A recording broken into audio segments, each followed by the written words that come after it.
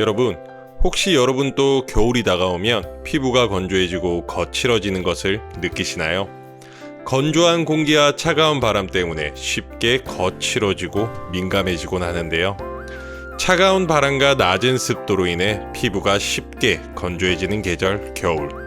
이럴 때 한 번씩 찾게 되는 것이 있죠. 바로 바세린입니다.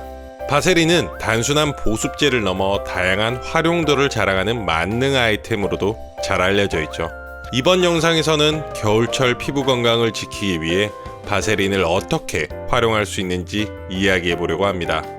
바세린이 어떻게 탄생하게 되었는지 그 흥미로운 역사와 기원을 살펴보고, 이어서 바세린의 놀라운 효능과 피부에 어떤 영향을 미치는지 자세히 알려드릴게요.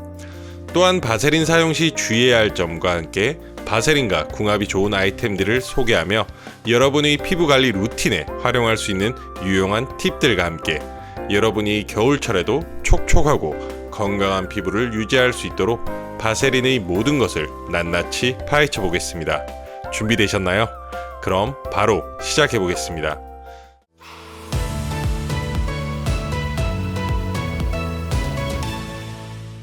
바세린은 1859년 미국의 한 화학자 로버트 체스브로가 석유 정제 공장에서 우연히 발견한 끈적이는 물질에서 시작되었습니다. 끈적이는 물질의 이름은 로드왁스. 당시 로버트 체스브로는 석유 시추 현장에서 일하던 유전 노동자들이 시추 기계에 끼이는 불필요한 부산물인 로드왁스를 작은 상처나 화상 부위에 발라 사용하는 것을 발견했습니다. 체스브로는 이 물질의 특성을 연구하기 시작했고, 여러 번 정제 과정을 거쳐 더 순수한 형태의 물질을 얻었습니다. 그는 자신의 피부에 작은 상처를 낸 후 이 물질을 발라 치유 과정을 관찰했고, 결과적으로 이 물질이 피부 보호막을 형성해 상처 부위를 외부 자극으로부터 보호하고 치유를 촉진한다는 것을 알게 되었죠. 체스브로는 이 발견에 확신을 갖고 1872년 바세린이라는 이름으로 특허를 등록하며 본격적으로 상용화되었습니다. 초기 마케팅에서는 공격적으로 자신이 손을 베고 바세린을 발라 치유 과정을 시연하기도 했다는 일화도 있죠. 때문에 바세린이 피부 손상, 화상, 찰가상 등의 치료에 효과적이라는 입소문이 퍼지면서 의료 및 가정용 제품으로 널리 사용되었습니다. 다만 현대적인 연구에서는 바세린의 피부 치유 효과는 기본적으로 상처 부위를 보호하는 오클루시브 특성에 기인하지만 직접적으로 조직 재생을 돕는 양리 효과는 없다는 것을 발견했습니다.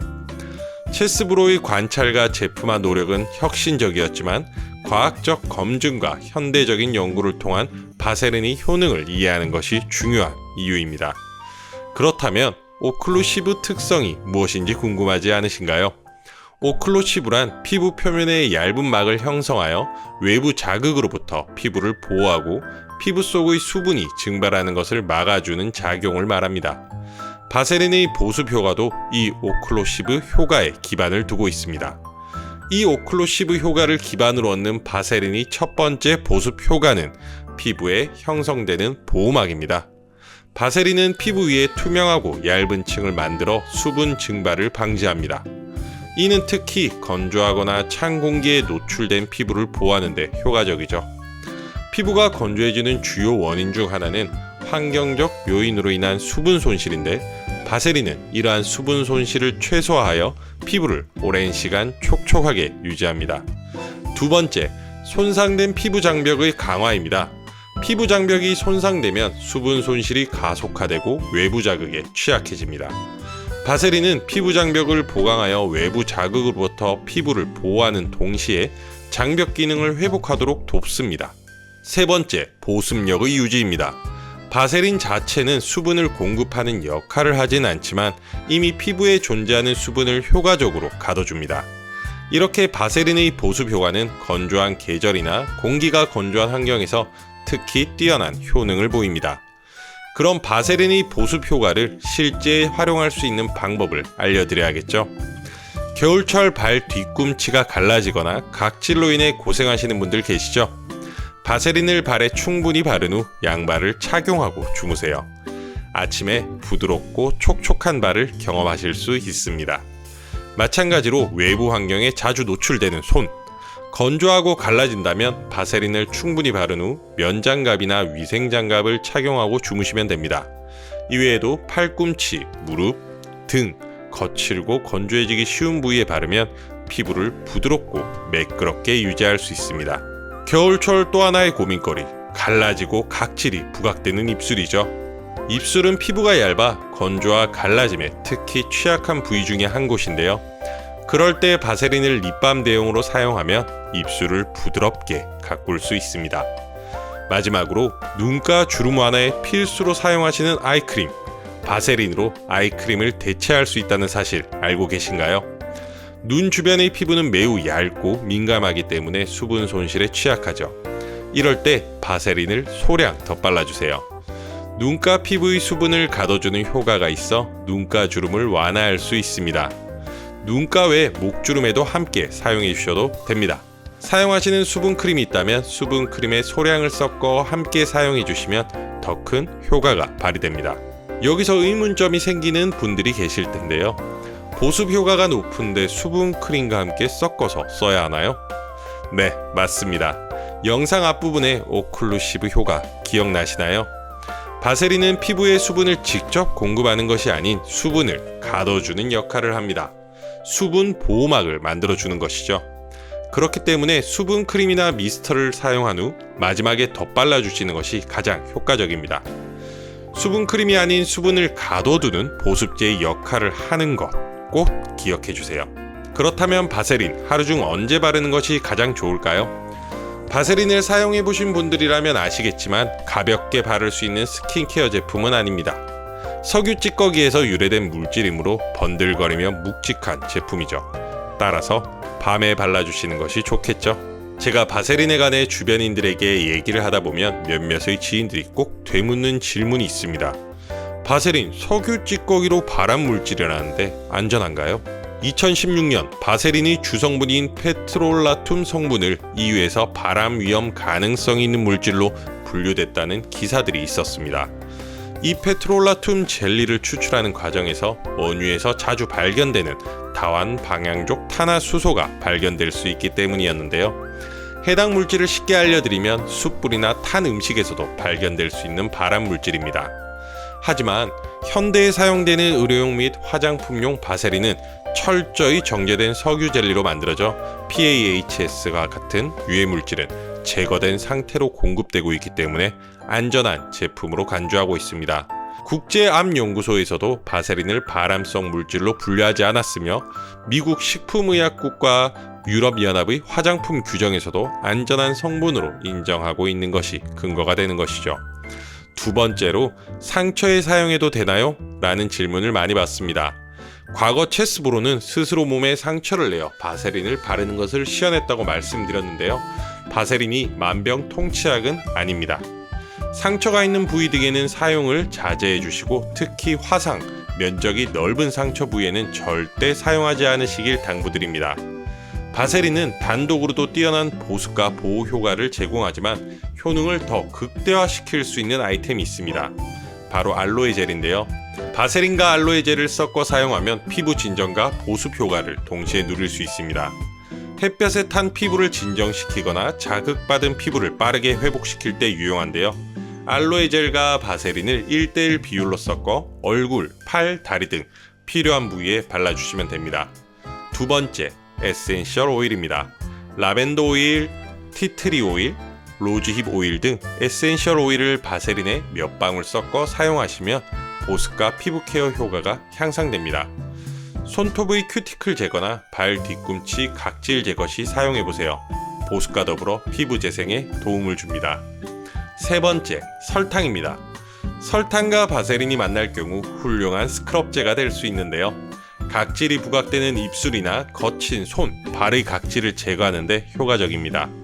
설탕과 바세린을 1:1 비율로 섞은 후 필요한 부위에 부드럽게 문질러 각질을 제거해주세요.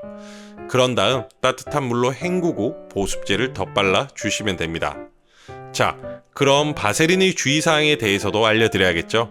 바세린의 오클루시브 특성 기억하시죠? 이 오클루시브 특성으로 인해 모공이 막힐 가능성이 있습니다.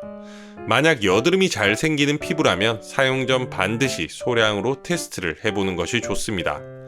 모공 막힘으로 인해 여드름 피부의 경우 더 악화될 수 있으니 반드시 주의해주세요. 바세린은 정제된 석유 젤리입니다. 과도하게 사용할 경우 피부가 답답함을 느낄 수 있는 것이죠. 그렇기 때문에 적당량만 사용하는 것이 중요합니다. 하루 1회에서 2회 사용으로도 충분히 보습 효과를 낼 수 있기 때문에 과도한 사용은 지양해주세요. 또한 눈가, 코, 입 주변의 사용 시 자극을 유발할 수 있으므로 소량으로 사용해주세요. 만약 습진, 피부염, 진균, 간염 등 특정 피부 질환이 있으시다면 사용 전 의사와 상담 후 사용해주셔야 합니다. 사용 전에는 늘 피부를 깨끗이 세척한 후 바세린을 발라주세요. 바세린은 단순한 성분 구성 때문인지 비교적 저렴한 가격으로 구매할 수 있으며 전 세계 어디서나 쉽게 구할 수 있습니다.